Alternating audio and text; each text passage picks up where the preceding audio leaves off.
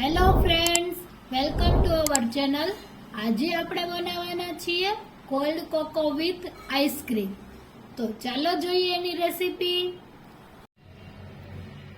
Cold cocoa with ice cream બનાવવા માટે તમારે ફૂલ ફેટ દૂધ લેવાનું છે. અત્યારે મેં 500 ml દૂધ લીધેલું છે.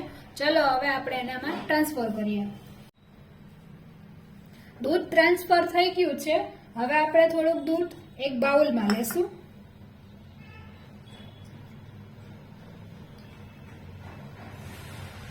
એમાં આપણે 1 ટેબલસ્પૂન કોર્નફ્લોર એડ કરીશું અને 2 મોટી ચમચી કોકો પાવડર એડ કરીશું. આને આપણે વ્યવસ્થિત આમાં મિક્સ કરી લેવાનું છે. આ રીતના હલાવતા રહેવાનું છે.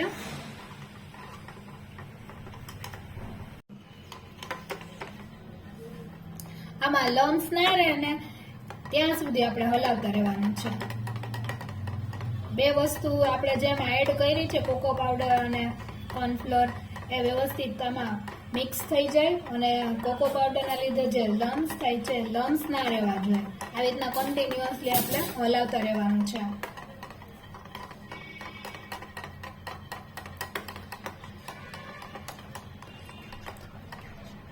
હવે આ થઈ ગયું છે. એમાં એક બી લમ્સ છે નહીં. હવે આપણે એને દૂધમાં ટ્રાન્સફર કરીશું. આ થઈ ગયું છે આપણું રેડી બેટર. હવે આપણે એને દૂધમાં એડ કરીએ. દૂધમાં એડ કર્યા પછી બી આપણે સતત હલાવતા રહેવાનું છે.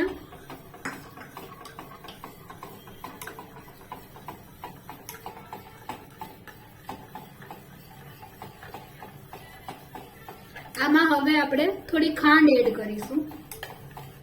અત્યારે મેં 2 ચમચી ખાંડ એડ કરી છે.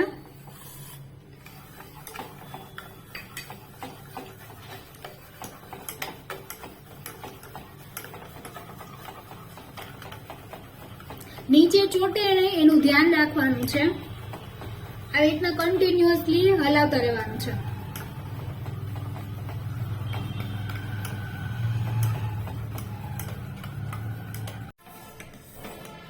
જો આટલું ઘટ થાય ત્યાં સુધી આપણે એને ઉકાળવાનું છે. જો હવે ઘટ થઈ ગયું છે.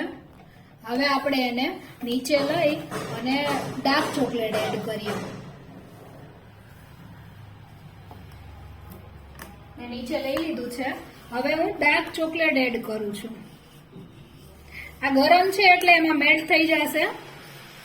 પછી આપણે થોડીક વાર આ મિલ્કને ઠંડુ થવા માટે રાખશું.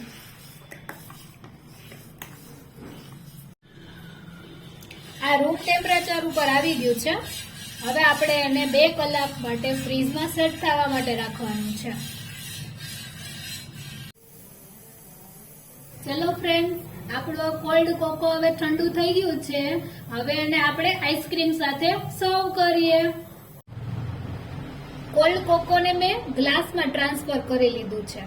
હવે આપણે એમાં આઈસ્ક્રીમ એડ કરીએ.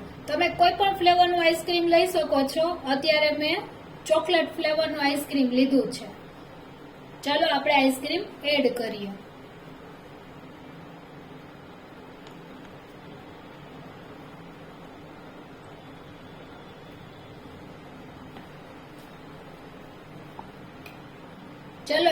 મેં અત્યારે 2 સ્કૂપ આઈસ્ક્રીમ એડ કર્યું છે.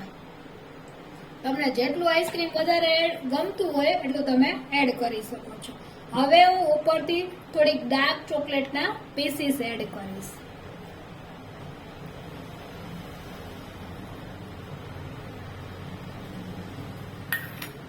હવે હું થોડીક ડાર્ક ચોકલેટ નું સિરપ એડ કરીશ. Chocolate syrup.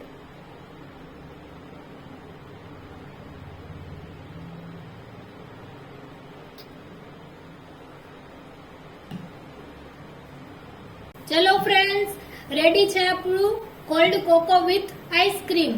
તમે હવે ઘરે ટ્રાય કરજો અને કેવું બને છે એવું મને કોમેન્ટ બોક્સમાં કહેજો. મળીએ નેક્સ્ટ રેસીપીમાં. અને તમને ગમે તો મારી ચેનલને લાઈક કરજો, શેર કરજો અને સબસ્ક્રાઇબ કરવાનું ભૂલતા નહીં.